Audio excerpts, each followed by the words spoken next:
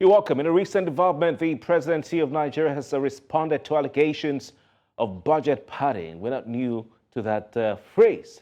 Now, the presidency is denying any involvement in such practices. This now comes amid growing concerns and speculations over the integrity of Nigeria's budgetary process. Senator Abdul Ningi is the chairman of the Northern Senators Forum. He claimed that projects worth 3.7 trillion naira in the 2024 Appropriation Act are not traceable. He spoke to the House Service of the British Broadcasting Corporation, where he said, of course, like I said, as the chairman of the Northern Senators Forum, he's alleging that the National Assembly, that's the joint National Assembly, debated and passed 25 trillion naira as a 2024 budget and not 28.7 trillion naira that is being implemented by the federal government. The senator also accused the Tinubu administration of not being fair to all sections of the country, especially the northern part of the country, by the ongoing implementation of the budget. Now, that was what he said to the BBC last week, reacting. Special advisor to President Bola Tinubu on information and strategy, Bayo Onanuga, he's always responding anytime statements are made against the president. He released a statement on Sunday, and he claims that the senator was, quote, false, and that there is no truth whatsoever in his allegation. Now, this is what Bayo Onanuga said, and I quote. He said, quote, contrary to the strange view expressed by Senator Ningi, there was no way the Senate could have debated and passed a 25 trillion naira budget that was not presented to the National Assembly. He went on to say, the budget that the president signed into law on January 1, 2024, as passed by the National Assembly, was 28.7 trillion naira. The National Assembly, in its wisdom, increased the amount by, proposed rather, by the executive by 1.2 trillion naira, is what we know. Now, today, Ningi came out again to respond to the federal government. He says that he was misquoted. He says he was misquoted, that he never mentioned that President Bola Tinubu was running two budgets. However, he doubled down on his earlier claim of irregularities in the budget, saying, quote, that means that there is money, there is a project, and then there is a location. But we are yet to ascertain 3 trillion naira of that budget. That's the money is there, but I don't know the location in the country. Now, in a statement released by today, some members of the Northern Senators Forum, whom Ningi speaks for and represents, Senators Aminu Abbas, Ibrahim Bomai, Abdulaziz Yar'Adua, Lawal Usman, and Jibrin Issa, as well as Diket Plang and Saliu Mustafa, say that the allegation by Ningi is false and that there was never a time the Northern Senators Forum mandated him to speak on the budget. Now, as the Senate gears up to discuss these claims in a meeting scheduled for Tuesday, there is a heightened anticipation regarding the potential fallout and the broader implications for Nigeria's economy and governance. We want to introduce our guests this evening to break down this particular very interesting development. Nnaemeka Onyeka-Obiari is a development economist and an investment banking executive. Sheriff Adekoya is a public affairs analyst. They both join us via video link. Gentlemen, good evening to you, and thank you so very much for your time tonight. Good evening, and thank you for having me. All right. I want to start with you, Mr. Barry. Whose report do you believe? To be very honest with you, there is nobody who is rational, who understands budgeting process, that we believe or rely on the integrity of the federal government budget and even most budgets that are cut across the three tiers of government. I remember in 2015, when the APC government came to power, they came up with this exciting news that they are going to adopt zero budgeting techniques and the method in drawing budget. Basically, what we have been having over the last 9 years is cut and paste. They bring the budget of the previous year, they dust it up, they raise, they increase it by certain percentages across the overhead line. They send it to National Assembly, they debate it, they sign it, they pass it, then they will take it to the presidency to sign. There has not been any rigor in terms of budgeting in Nigeria. Rigor in the real sense of zero budgeting, starting from ground zero. This is what we did. This is what we want to do. This is what it will cost. This is what it will require to how you are going to fund it. All you see is back and forth. Whatever the discrepancies you are seeing, or whatever different in the period, because there is now a quarrel on how to share and how to distribute. It's not actually meant to serve any integrity purpose or to serve the purpose of the average Nigerian. By the way, what right has the National Assembly to increase the budget that was sent to it by 1.2 trillion? Power of appropriation does not mean that you have to increase and decrease at your whims and caprices. The executive arm of government's job is to look at the expenditure that they want to make and the revenue they are going to use to fund it, and whether you are going to borrow, and then take it to the National Assembly. The power of appropriation simply means you move money from one sector to another. You feel, okay, education should have priority. Let us allocate more to education. It doesn't mean that. Of course, it has always been a party. When Obasanjo was president, you discovered that such thing would never happen. There's no National Assembly member that would just add 1.3 trillion, 2 trillion to where Obasanjo will pass it. Yeah, I wouldn't even have allowed it. But basically what we have seen is APC government is in their nature, just budget it, borrow it, print naira, share. Poverty increases, insecurity increases, carry out propaganda, make multi promises without any intention of fulfilling it. What you see here is just fight among people who has the same ideology, who share the same belief. Just share and distribute. There is no rigor. There is nobody who is very honest that will tell you that there's any integrity or any rigor behind the 2024 budget or the federal government of Nigeria and most budgets at the subnational level. That's the truth. Interesting. Even it seems even you, are also not. It's not even clear what's going on. I don't know, because we saw that President Bola Tinubu presented a budget of 27.5 trillion naira to the National Assembly, and then what was passed was 28.7 trillion naira. That's what we were told. Sheriff Adekoya, wherein lies this 3 trillion naira that Abdul Ningi is talking about? If what we saw or what we were told was President presented 27.5 trillion naira and what was passed was 28.7 trillion naira, wherein lies this 3 trillion naira the gentleman is talking about? Well, good evening, and thank you for having me. It is indeed one of the toughest topic to discuss or to make comments about in Nigeria, budgeting. Well, like the first speaker said, we probably may not have had very rigorous budget development process in a very long time.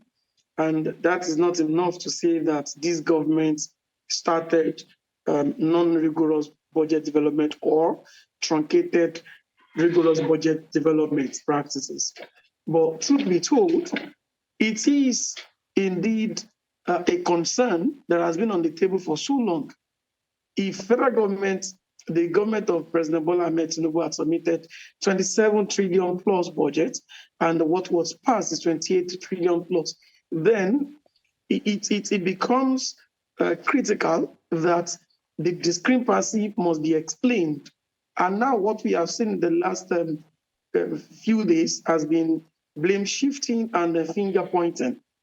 That does not in any way solve the concerns. If we have moved the budget from 27 trillion plus to 28 plus trillion, the moment may not really be the question, may not really be the concern. Even though it has its own element of negativity, it may not really be. But we need to be told, we need to be shown areas of connectivity from the budget to the point of execution. Where are the areas of project attachment for the budget? If we really can't claim that, then we need to work backwards. We need to know who, where, what ministries, who doctored the budget. So to use the term that is commonly used, padded. Who padded the budget? Because it is indeed an age-long concern as far as Nigeria is concerned. I really do not need us to start going back memory lane. budget padding never started this year and never started under President Muhammadu Buhari. It has been a thing of concern from administrations before this administration. Okay, But to put interesting. Yes, Sheriff Adeka, sorry to interject there. It's almost like the more we look, the less we see. Looking at what you and Mr. Barry have said. But Mr. Barry, what is budget padding? It's not the first time, even before Buhari, we heard about this. What is budget padding, and what are its potential implications or consequences, for Nigeria's economy? Budget padding entails stealing into the budget items that were not originally there when it was first sent by the makers of the budget. Remember, we have more than 1,000. We have about 1,300 ministries, departments, and agencies, and each of them are expected to come up with their own programs, how much they want to spend, both in capital and the recurrent expenditure. And these are collected together in the budget office and submitted. Along the line, certain things are smuggled in. It's actually most times people that smuggle in this are members of National Assembly. Historically, just like Adekoya said, it did not start today. Budget padding has always been in certain things that were not originally there. And it's actually 100% done most times by the members of the National Assembly. And the interesting thing here is that nobody gets punished by this. Look at even the budget itself, 28.7 trillion, 9.9 trillion recurrent expenditure, 8.2 trillion debt services, the capital budget of about 9 trillion. And if you look at it, the revenue that is supposed even to fund this project is going to be funded with over 9 trillion naira through borrowing. It's a budget deficit. I do not believe that we need this kind of bogus budgeting. Bogus budgeting that if you take out time to streamline those expenditures and bring it down in terms of cost of government, in the real sense of what we need to spend, we wouldn't have had a budget of more than 18 trillion naira in the real sense of it. Look at National Assembly, library, 15 billion naira, books, 3 billion naira, car park for National House of Rep, 3 billion, car park for House of Senate, 3 billion. Have they been parking their cars in the moon since 1999? That they are budgeting 6 billion to be paid. What have they been reading since 1999 that they want to spend 3 billion naira on books? We are the world has become digital. You can open your laptop or your phone and read whatever you want to read. What are they doing with 12, 15 billion naira library? Are they University of Nsukka, Nigeria Nsukka, or are they Ife? You see, the most unfortunate, and most of them are actually in their 70s and 80s, people that cannot even read for more than 30 minutes without dozing off. So the most unfortunate thing here is that it's not enough for the Ningi to come around and begin to throw allegations left and right. If there was budget padding, I tell you, 9 over 10, I bet it will be from members of the National Assembly. And they rather than exercise oversight function over the executive arm of government, they themselves are the ones that are creating most of the problems we have in Nigeria. For the first time in the history of this country, they collected 344 billion naira for themselves. In the real sense of it, the National Assembly should not have anything more than 14 billion naira as budget. If we look at what we have in our democracy like America, the budget of the National Assembly is 0.018 of the national budget. Maybe that informs why only the northern senators are speaking. It's politics. And even the northern senators are divided, because about 6 or 7 of them came up today to say that they didn't give the man permission to go and talk about it. But I want us to cast a man back to Abdul Ningi, then of the APC, who was in the National Assembly, and he made some revelations. And the thing came back to haunt him. His party suspended him and all that, and he lost his seat. But I want to come back to you, Sheriff Adekoya. What are the implications, or for investor confidence, in Nigeria with such controversy surrounding budgetary processes and practices?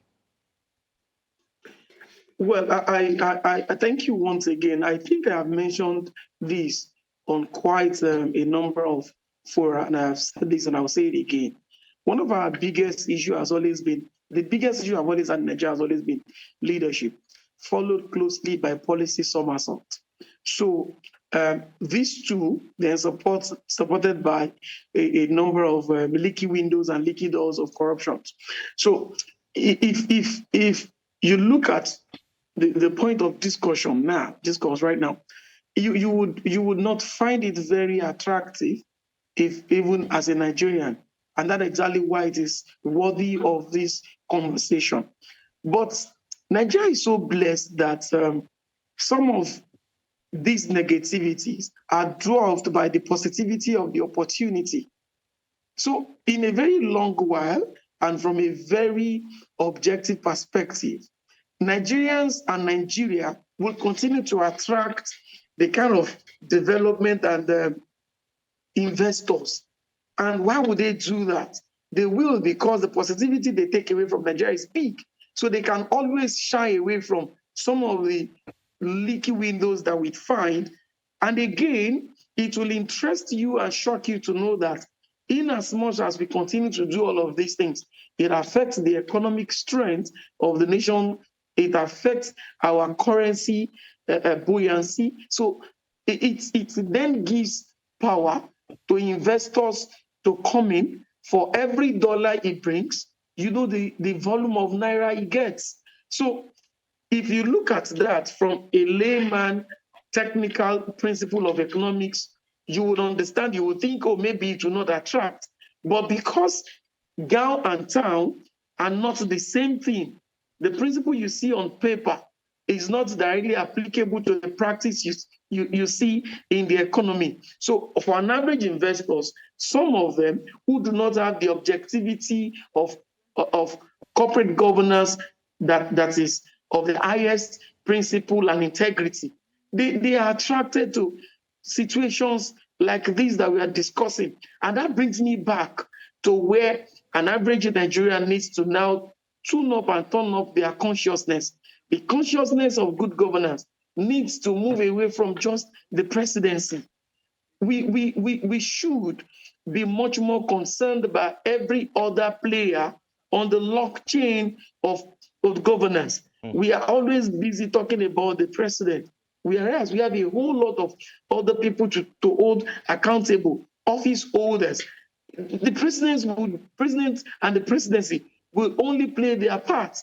The presidency will play their part. What do we take of the National Assembly? Both arms. What do we make of the state governors, the ministers, the commissioners, the House of Assembly members across the states in Nigeria? What do we make of the chairman of the local government, who is even the supposed closest to the average Nigerian? So I am not in any way saying it is the right thing that what we budgeted for cannot be thoroughly accounted for. No, it is wrong. But if you look at it from an international inflow perspective, to the person who is bringing money, it probably may be an advantage to him, even though the advantage is non-objective and unhealthy. But it is to him. You really can't compare when somebody invests $1 billion in Nigeria when Naira was 750, 800, compared to when Naira is 1,550, 1,600.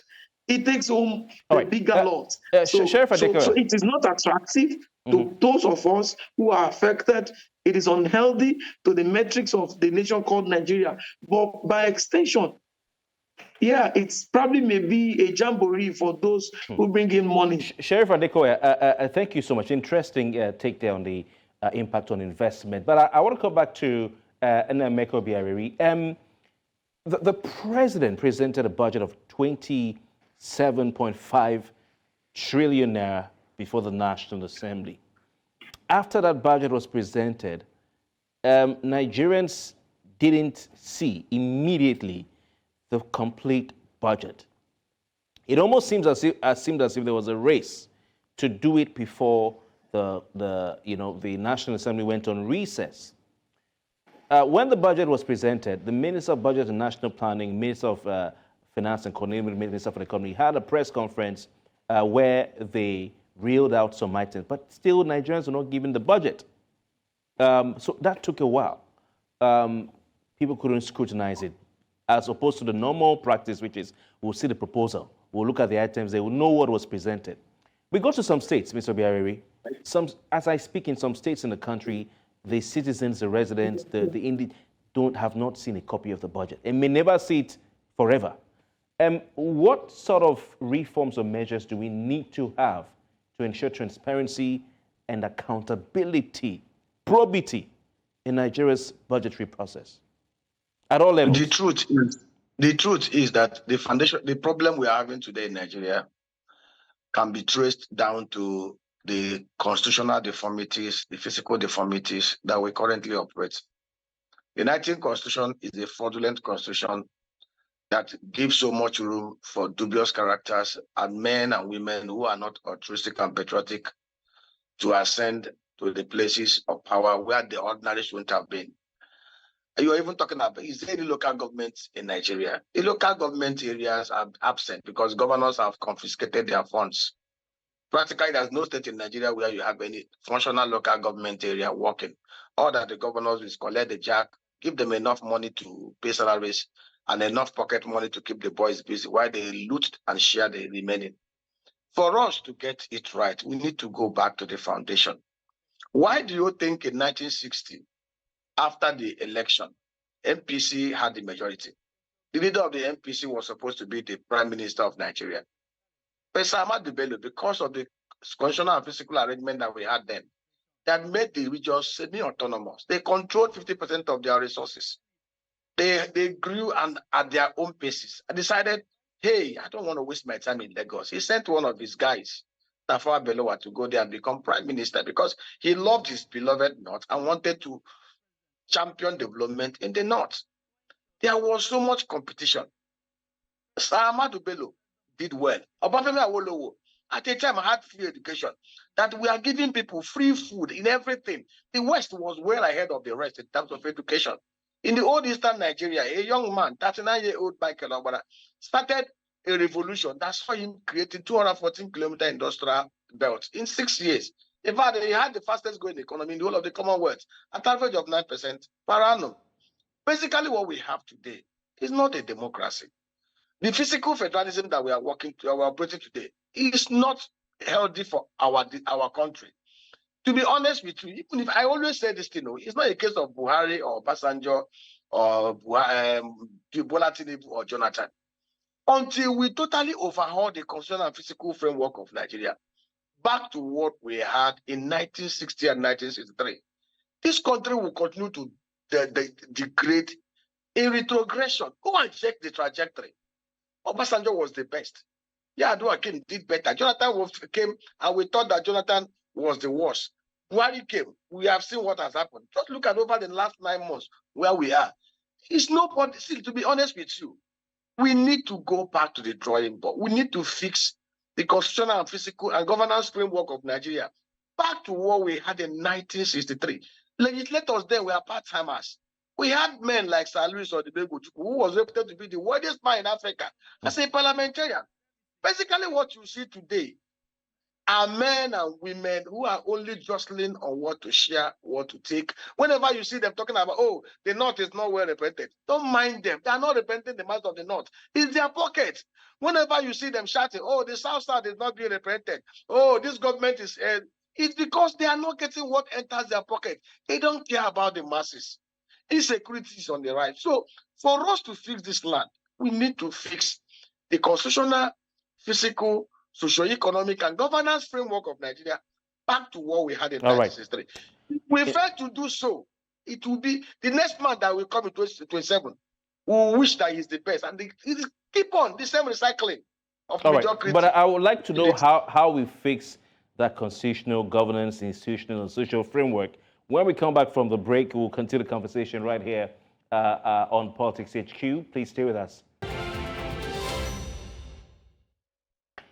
Welcome back. You're still watching Politics HQ right here on News Central Television. We've been looking at, of course, allegations of budget padding inconsistencies in the 2024 budget of Nigeria. That's the federal government. We want to move on now to some more economic, political stories as well.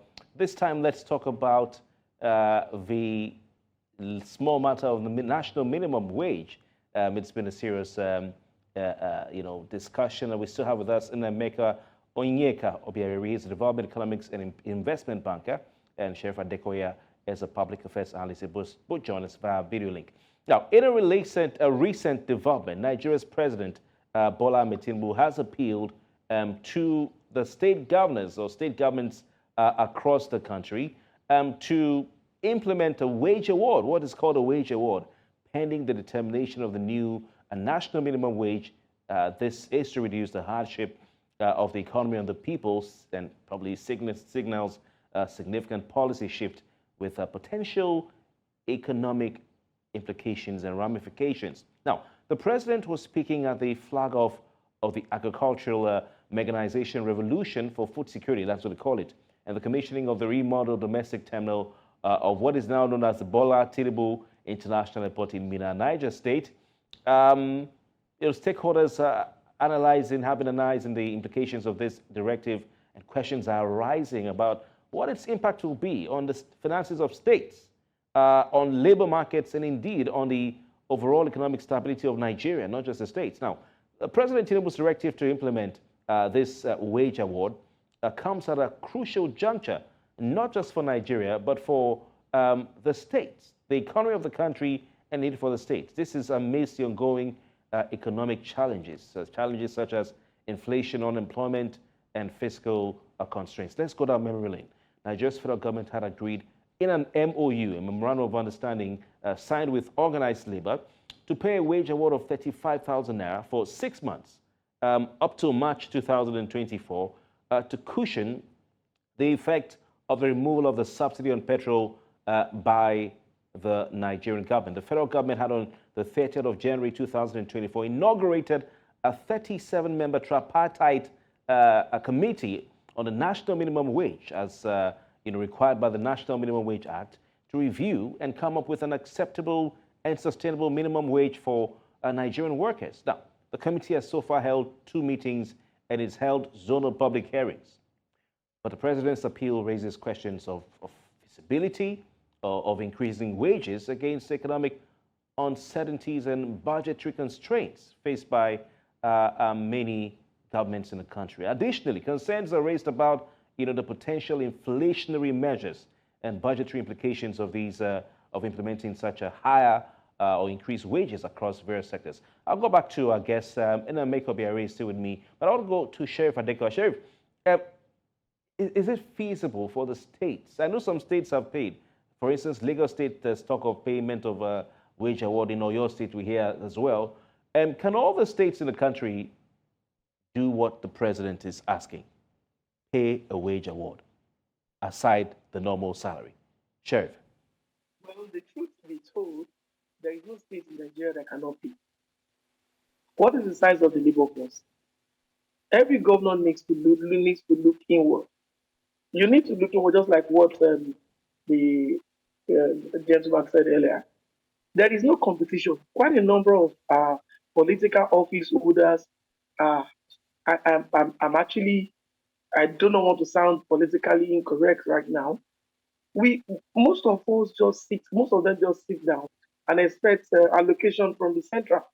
But what we are saying is, if you look inward, go creative, you will realize that there is more to your state than just what you get from Abuja.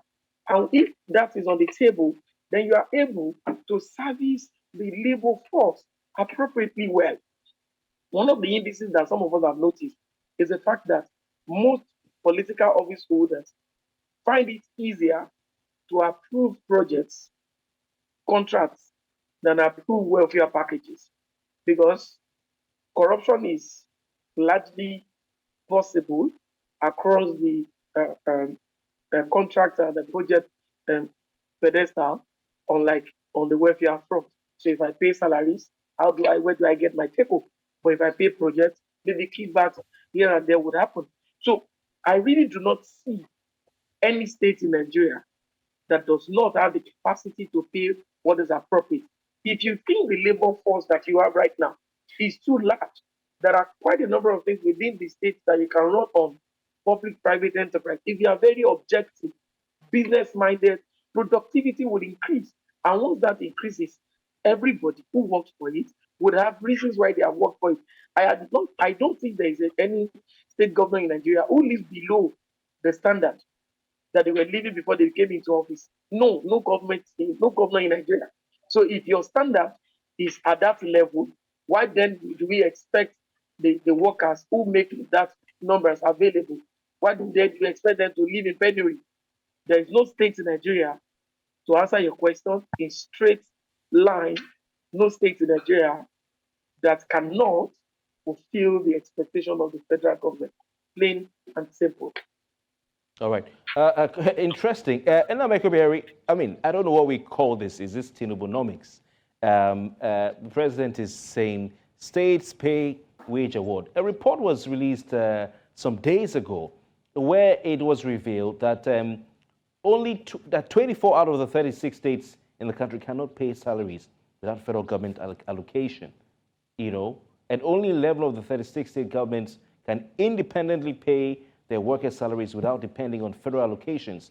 That's an account analysis of the state government's approved budgets for 2024. Where are they going to get this 35,000 naira extra for their government workers in the state, even local government workers as well? I agree 100% with Sheriff's submission. The governors cannot pay because most of them are lazy, most of them are unproductive, most of them are not creative, most of them are not looking inward. To be honest with you, my heart bleeds.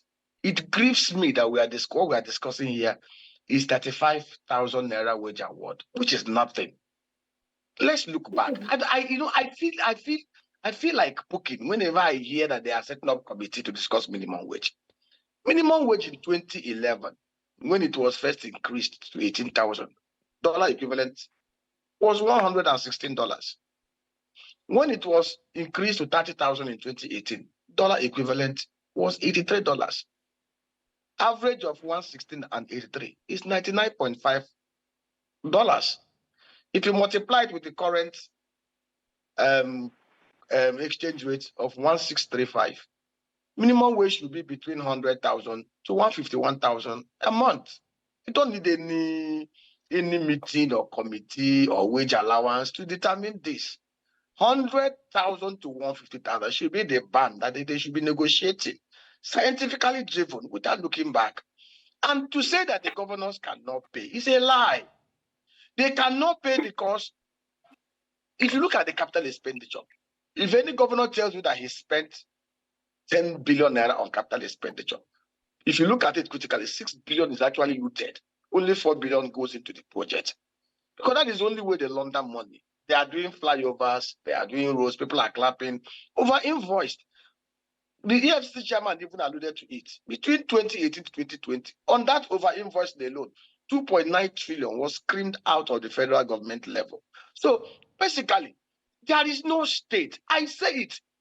If you hand any state in Nigeria over to me as governor, the fact and jack is just allowance. I see it as allowance, as pocket money to enable me pay my workers while I go to work, to create value for my state. Any state in Nigeria that cannot pay minimum wage of 100 to 150,000 naira, that cannot even deploy the civil service. See, let me tell you, as I sit here, even if I have 40,000 workforce in my state, I know how I can deploy that 40,000 workforce to generate enough money. In fact, their salaries will even represent 10% of the monies I will use them to sweat. The greatest factor of production is the human capital. But basically in Nigeria, the constitutional framework we operate, the physical arrangement we have, only end up producing unthinking, indolent, lazy governors who only go to Abuja to collect fact and jack and share. Just like Sheriff said, whenever you see them doing road, that is why when you see their budget, they give 2% or 3% to education. In same economies, 50% of their budget goes to education and health. But they themselves know that those areas will not give them enough chance for them to over-invoice a road contract that will take 400 million naira per kilometer. They will do it to 1 billion. The rest, the contractor will help them to either buy dollar or move the money out of. This is what they've been doing. And that is why even the naira is suffering. They loot the monies. See, like he said, we should not pay so much emphasis on the presidency alone. We need to look at our governors. I have advocated for EFCC and CBN to help the presidency. And how would they help them?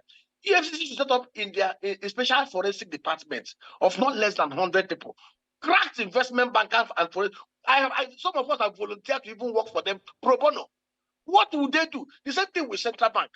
When you allocate this jack, the errand boys will collect it and then ship it to their masters, the governor. The governors have immunity. By the time you arrest most of them, prosecute and jail them, nobody will be willing to be an errand boy chairman, local government chairman, to be a conduit, to siphon jack allocations for governors to loot and share. And that is the truth.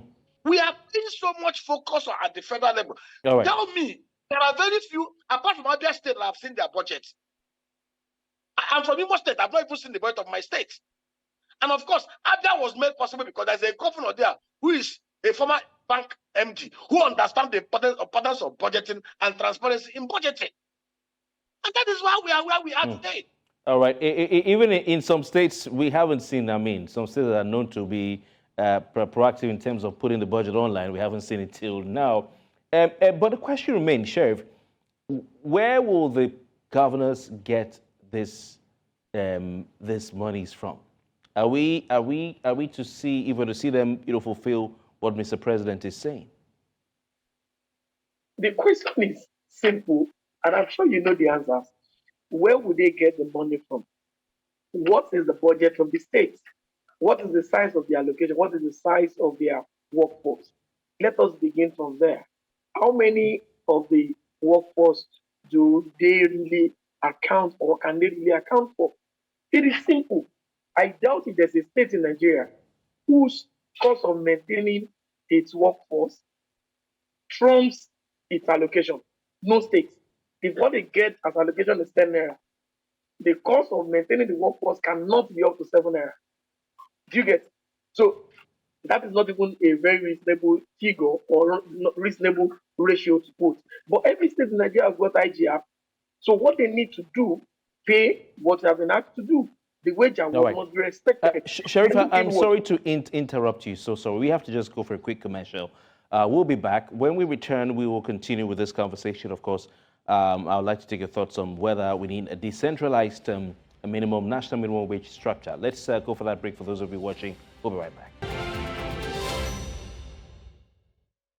Welcome back. So Politics HQ. President Bola Tinubu of Nigeria has appealed to state governments in the country to follow the footsteps of the federal government by implementing what is called a wage award. This is extra pay, aside from the regular pay, to help cushion the effects of the removal of the subsidy on petrol, which the president himself announced on the 29th of May. Stay with me, and Emeka Obiari, investment banker and analyst. Of course, also we have Sheriff Adekoya, public affairs analyst. I want to go back to Emeka Obiari.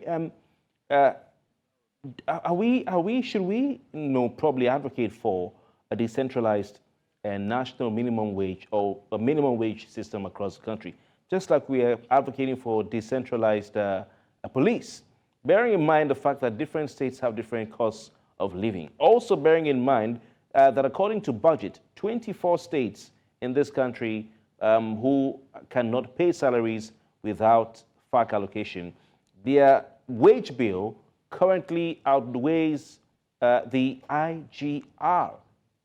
So they can't even afford, to spend the money they have. What's your take on this? Their wage bill surpasses their IGR because they are not working. They are not looking inwards. It's not just enough to decentralize wages. We need to restructure Nigeria back to the 1963 constitutional framework. And they know this. Resource control, let the states, let the regions control 50% of whatever revenues they generate in their states. Pay 30 to the national pot and 20 for the federal government to use. The federal government needs to devolve most of the items in the exclusive list to the concurrent list. It worked for us. Between 1960 to 1966, there was no much fossil fuel revenue. The West was built with cocoa revenues and other revenues. There was prudent management of resources. I gave you an example. Over 430,000 students across board were on scholarship under Chief Obafemi Awolowo. And every region developed at their own paces. So basically, we need to restructure. When we restructure, Lagos State will collect their VAT, All right. keep 50%. And when this thing happens, other states will now be forced to try and make ease of doing business in their state better to attract investors to establish in their states. And now, Barry, I'm so sorry to interrupt because of time. Sheriff, do you think the federal government can play a role? And now the president has spoken in supporting the states to implement this idea of wage awards, which is outside the normal salary the government is paying. Do I think federal government can play a role? Is that your question? Yes. Financially, give them the money or some of the money. Of course. But the question then becomes, for how long? For how long do we have to do that? Well, I'll say this to you. It's a function of a very unhealthy system. The present administration has shown us quite a number of things. Some of the results not very palatable, most all admit. But I have about 3 things that are taken away positively from this government so far. Number 1, the courage and the will to make things happen. 2, the gaze into the space of policy reforms. And the third one is the collectivity in governance. So it then becomes the next step then becomes, how do we sustain this that we have seen? We've seen the courage that we need to let this thing go, and the government pull. We are all feeling the pain now, but we hope the pain will lead to the succor that we anticipate. Not that some politicians would hijack it and create a window where they siphon the benefits again. That's 1. 2, reform. Nigeria is long overdue. We've had issues with the constitution. A lot of scholars, practitioners, professionals, they've said a lot about it. So if we keep saying we need reforms, then the government is needing reforms. What do we then need to do to support the reform and make sure the reforms are not disconnected from the reality? So if we do not have reform in principle and something else is happening in practice. Gentlemen, we have to do with that. Interesting times. I know Buhari gave the state governors money to help pay salaries. What happened to some of those monies? Well, history, the records are there, you know. But I want to thank you very much for your time. And Emeka Barry, thank you. Sheriff Adekoya, thank you. It's been very interesting having both of you, and the analysis has been sterling as always. We look forward to having you again. Thank you so much. Thank you. All right. My name is Kofi Bartels. That's the size of Politics HQ for today. You can be sure we'll be back tomorrow, same time, same station, with the latest and important conversations on politics and governance in Nigeria. Good night.